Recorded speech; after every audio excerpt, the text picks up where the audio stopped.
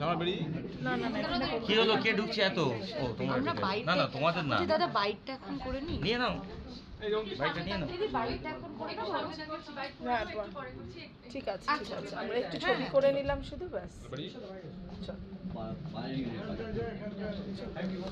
Unfortunately আমি বিয়ের পরে উত্তম কুমারকে দেখতে পাইনি। ঠিক উনি চলে যাওয়ার 15 দিন পরে আমার বিয়ে হয়েছে, সেই জন্য আমার সেটা আফসোসটা এখনো আছে। কিন্তু পুরস্কার সত্ত্বেও উত্তম কুমারের রোলটা বেস্ট ছিল, চলে গেছে 44 বছর বাজে, আজও তাকে নিকট মাতামাতি তিনি আমাদের ছেড়ে চলে গেল, আমরা তো তাকে ছাড়াও যাবে না। তো সুতরাং তার নামে এই অ্যাওয়ার্ড খুবই আনন্দের ব্যাপার। তবে ওনার সঙ্গে কাজ করেছিলাম তার দিনগুলো ভীষণভাবে মনে পড়ে। তিনি যে শুধু বড় শিল্পী ছিলেন, অসাধারণ একটা মোটেই না, তার থেকেও বড় অ্যাজ এ হিউম্যান বিইং, মানুষ হিসেবে ছিলেন সবচেয়ে বড়। আর যে কোনো প্রফেশনে যে কোনো লোকই থাকুক না কেন, তার প্রফেশনে যেখানেই থাকুক, কিন্তু অ্যাজ এ হিউম্যান বিইং তার সে কোন লেভেলে সেটা আমার কাছে ভীষণভাবে ইম্পর্টেন্ট।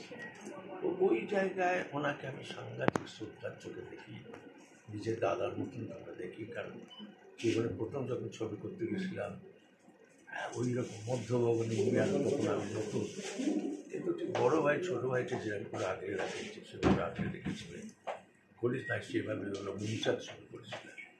তো মৌচাকের দেখুন হয়ে গেছে আজ থেকে 50 বছর আগে মৌচাক করেছে।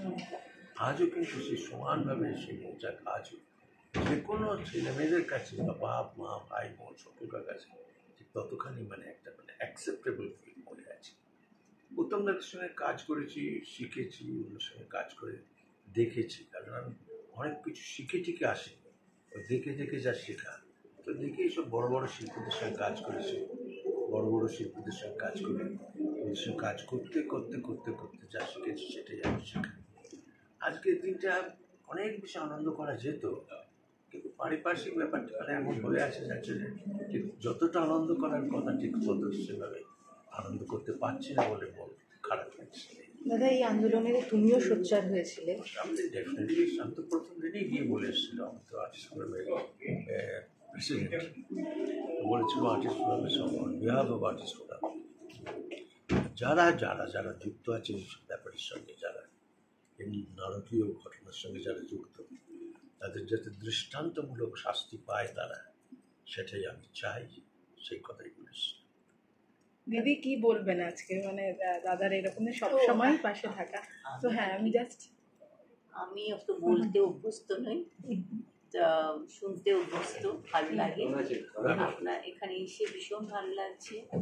আর উত্তম কুমারের কথা তো বলার নয়, আমরা এত বিশাল ওনার কাজ আর এত বড় মানুষ ছিলেন, এর কাছে শুনেছি। আনফর্চুনেটলি আমি বিয়ের পরে উত্তম কুমারকে দেখতে পাইনি। ঠিক উনি চলে যাওয়ার 15 দিন পরে আমার বিয়ে হয়েছে, সেই জন্যে আমার সেটা আফসোসটা এখনও আছে। তাও উনি বেঁচে আছেন সকলের মধ্যে, এটাই আমাদের সবচেয়ে বড় পাওয়া।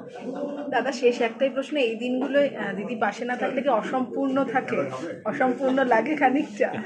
সে তো বটেই। Thank you so much. প্রত্যেকটা শটের পরে ডিরেক্টর তো বটেই, অ্যাসিস্ট্যান্ট ডিরেক্টর, ক্যামেরাম্যান, আর্টিস্ট সব ঠিক আছে ঠিক না?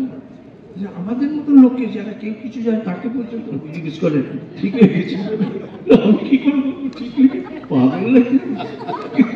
তারপরে এরা কিছু তো ব্যাপার স্যাপার।